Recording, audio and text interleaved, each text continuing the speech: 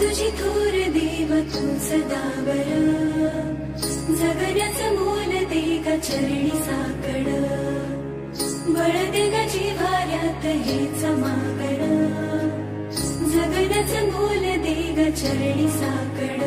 ये साकड घाली तो गाभाऱ्यात माथा, आभाळावरून राहू दे र कृपा, नमन तुझे मी करीतो र देवा, भरून झरू दे तुझी चर कृपा.